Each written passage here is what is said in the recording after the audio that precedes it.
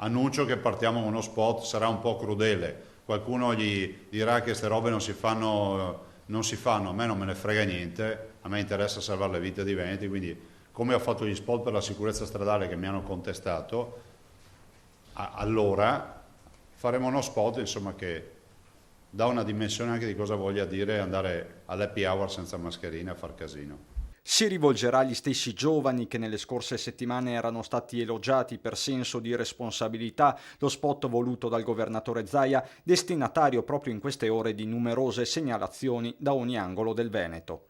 Noi abbiamo miriade di messaggi, di mail che ci arrivano e ci dicono fate qualcosa. Assembramenti quindi da spritz e non solo, oggetto di una lettera accorata di una ragazza padovana poco più che ventenne che ha scritto direttamente a Zaia. La prego, se è necessario, ritorni alle chiusure rigide. Non ci meritiamo niente.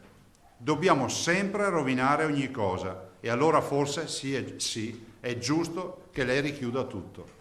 Magari impareremo, magari no.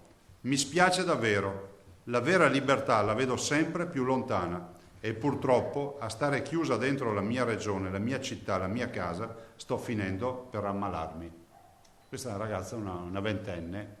Toni durissimi che Zaia fa propri, confidando però che il buon senso alla fine prevalga anche con l'aiuto di amministrazioni, forze dell'ordine, esercenti. L'obbligo di vigilanza in un tema di sanità pubblica è doveroso, quindi facciamo anche qui, io non so, facciamo le sanzioni agli esercenti. Adesso ho degli esercenti che scrivono disperati e dicono ti prego non chiudere, altri dicono, i ristoratori mi scrivono e dicono chiudi i bar.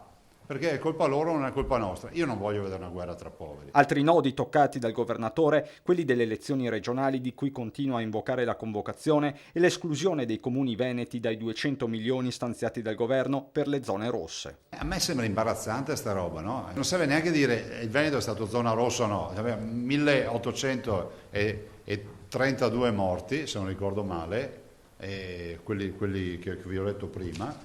Vi dico, penso che sia lapalissiano che noi siamo stati martoriati dal virus e quindi faccio appello a coloro che hanno ruolo in questa maggioranza di governo, l'opposizione lo fa già, ma chi ha ruolo di interessarsi affinché venga corretto questo errore che io voglio considerarlo ancora errore perché mi rifiuto, ma veramente ci credo, di pensare che sia una strategia.